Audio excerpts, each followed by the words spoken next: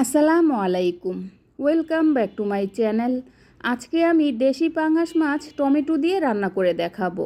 এইভাবে যদি টমেটো দিয়ে দেশি পাঙাশ মাছ রান্না করেন তাহলে দেখবেন খেতে কিন্তু অসম্ভব মজার হবে।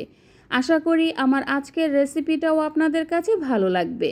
তাহলে চলুন দেখে নিই দেশি পাঙাশ মাছ টমেটো দিয়ে রান্নার পুরো প্রস্তুত প্রণালী। প্রথমে আমি মাছগুলো ভেজে নেব। এর জন্য চুলায় একটা প্যানের মধ্যে পরিমাণ মতো তেল দিয়ে তেল ভালো করে গরম করে নিয়েছি। এখানে আমি 4 পিস পাঙাশ মাছ নিয়েছি। মাছগুলো কেটে ভালো করে ধুয়ে পানিটা ঝরা দিয়ে নিয়েছি। তারপর 1/4 চা চামচ হলুদের গুঁড়া আর 1/4 চা চামচ লবণ দিয়ে আমি মেখে নিয়েছি ভাজার জন্য। এখন আমি একে একে মাছের পিসগুলো প্যানের মধ্যে দিয়ে দেব। মাছগুলো দিয়ে দেওয়ার পর 3 থেকে 4 মিনিটের মতো ভেজে নেব।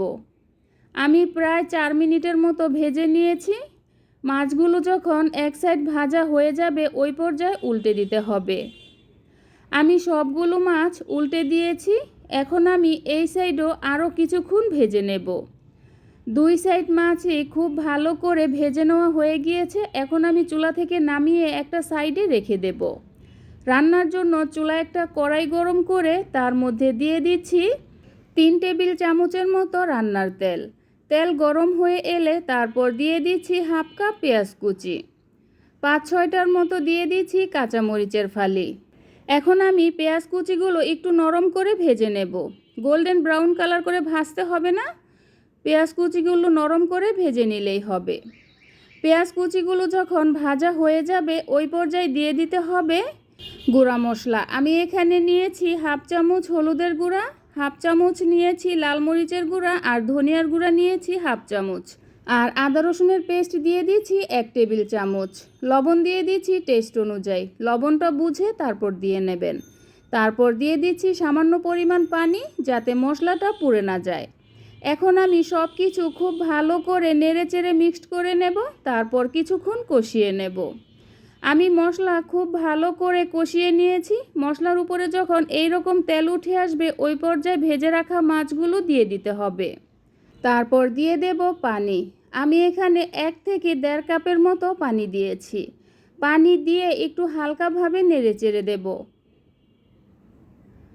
তারপর একটা ঢাকনা দিয়ে ঢেকে চুলার আঁচ মিডিয়াম টু হাইয়ের মাঝামাঝি রেখে 2 থেকে 3 মিনিটের মতো জাল করে নেব।